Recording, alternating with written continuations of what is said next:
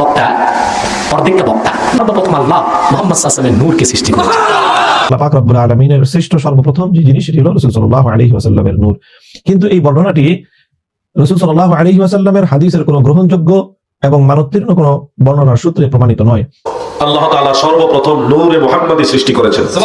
আর আমাদের দেশে যে বিদাতিরা শোনায় যে নবী নূরের তৈরি আর প্রথম আল্লাহ নবী নূর তৈরি করলেন না, এইসব কথা হচ্ছে জাল কথা, মিথ্যা কথা। আসসালামু আলাইকুম ওয়া রাহমাতুল্লাহ।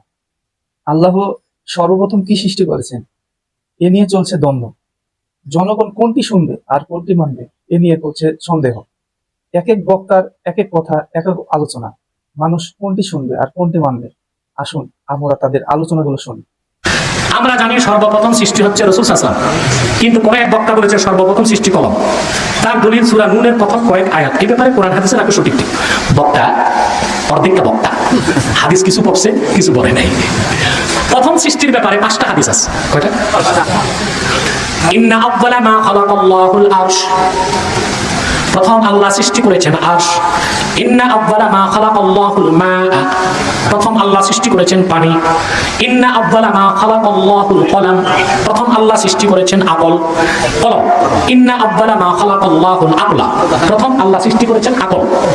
ইন্না আউয়ালা মা খালাকাল্লাহু নূরি, প্রথম আল্লাহ সৃষ্টি করেছেন আমি মুহাম্মদ সাল্লাল্লাহু আলাইহি ওয়াসাল্লামের নূর। 5টার ক্ষেত্রে প্রথম। প্রশ্ন সর্বপ্রথম কোনটা? সব এইরকম বিবরণ এটি অনেক কিতাবের মধ্যে পাওয়া যায় যে আল্লাহ পাক রব্বুল আলামিনের শ্রেষ্ঠ সর্বপ্রথম যে জিনিস সেটি হলো রাসূল সাল্লাল্লাহু আলাইহি ওয়াসাল্লামের নূর। কিন্তু এই বর্ণনাটি রাসূল সাল্লাল্লাহু আলাইহি ওয়াসাল্লামের হাদিসের কোনো গ্রহণযোগ্য এবং মানোত্তীর্ণ কোনো বর্ণনার সূত্রে প্রমাণিত নয়। সুতরাং রাসূল সাল্লাল্লাহু আলাইহি ওয়াসাল্লামের নূর সর্বপ্রথম আল্লাহ পাকের সৃষ্টি, এটি তথ্য এবং প্রমাণের আলোকে প্রমাণিত কোনো বক্তব্য নয়। আল্লাহ রাসূল সাল্লাল্লাহু আলাইহি ওয়াসাল্লামের বিশুদ্ধ সনদে বর্ণিত হাদিসের মাধ্যমে সর্বপ্রথম আল্লাহ পাক রব্বুল আলামিনের সৃষ্টি বিষয়ক যে হাদিসগুলো রয়েছে সেখানে 2 ধরনের বর্ণনা পাওয়া যায়। কোন এক বর্ণনায় পাওয়া যায় যে আল্লাহ পাক রব্বুল আলামিন সর্বপ্রথম যা সৃষ্টি করেছেন সেটি হলো কলম। যেমন হযরত উবাদাহ ইবনে সামিত রাদিয়াল্লাহু তাআলা আনহু থেকে এক হাদিসের মধ্যে বর্ণনা এসেছে যে ইন্না আউওয়ালা মা খালাকাল্লাহুল কলম ফাকালা উকতুব ফাকালা মা আকতুব ক্বালা উকতুবিল কদর মা কান ওয়া মা হুয়া কাইনুন ইলাল আবাদ। আল্লাহ রাসূল সাল্লাল্লাহু আলাইহি ওয়াসাল্লাম বলেছেন আল্লাহ পাক সর্বপ্রথম কলমকে সৃষ্টি করেছেন। অতঃপর আল্লাহ পাক কলমকে বললেন তুমি লেখো। কলম আল্লাহর নিকট জানতে চাইলো কি লিখবো। আল্লাহ বললেন যে তুমি তাকদীর লেখো, যা হয়েছে এবং অনাদিকাল পর্যন্ত যা হবে, অনন্তকাল পর্যন্ত যা হবে সব তুমি লিখে রাখো।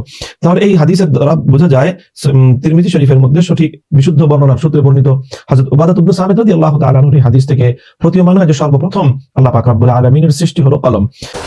আল্লাহ তাআলা সর্বপ্রথম কোন বস্তুটি সৃষ্টি করেছেন? এক কথায় উত্তর হলো আল্লাহ তাআলা সর্বপ্রথম নূরে মুহাম্মাদি সৃষ্টি করেছেন। একটু ব্যাখ্যামূলক উত্তর হলো অনেক হাদিসে আউয়াল মাখলুক হিসেবে অনেক বিষয়, অনেক বস্তুর কথা উল্লেখ আছে, সেগুলি হলো এজাফি। আর নূরে মুহাম্মাদি আউয়াল মাখলুক সেটা হলো হাকিকি। আল্লাযী আল্লামা বিল কলম, যিনি কলম দ্বারা শিক্ষা দিয়েছেন, কলম দ্বারা জ্ঞান দান করেছেন, কলম দ্বারা ইলম দান করেছেন। তাহলে কলম ছাড়া ইলম শেখা বড়ই কষ্টকর, কলমও ব্যবহার করতে হবে। আল্লাযী আল্লামা বিল কলম, এইজন্য কলমকে আল্লাহ রাব্বুল আলামিন পৃথিবীতে সর্বপ্রথম সৃষ্টি করেছেন। আউওয়ালা মা খালাকাল্লাহুল কলম, সর্বপ্রথম আল্লাহ কলমকে সৃষ্টি করলেন, সহিহ হাদিস। আর আমাদের দেশে যে বিদাতিরা শোনায় যে নবী নূরের তৈরি আর প্রথম আল্লাহ নবী নূর তৈরি করলেন না, এইসব কথা হচ্ছে জাল কথা, মিথ্যা কথা।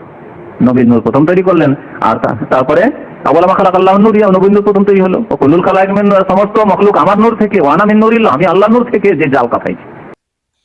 আল্লাহ সর্বপ্রথম যাই সৃষ্টি করুক না কেন, আল্লাহ এবং রাসূলকে নিয়ে গবেষণা না করে, এসব নিয়ে দ্বন্দ্ব না করে, আল্লাহ এবং রাসূল যে আইনগুলো, যে আদেশ নিষেধগুলো করেছেন সেসব পালন করলে তো হয়। আমার তো তাই মনে হয়। তাই আসুন আল্লাহ আমাদেরকে যে আদেশ এবং নিষেধ করেছেন তা পালন করি, আর রাসূল সাল্লাল্লাহু আলাইহি সাল্লাম আমাদের যে পথ দেখিয়ে গেছেন সেই পথ অনুসরণ করি। আর যে কথাটি না বললেই নয়, জীবিকার তাগিদে আমরা যে কাজই করি 5 ওয়াক্ত সালাত যেন না ছাড়ি। আসসালামু আলাইকুম ওয়া রাহমাতুল্লাহ।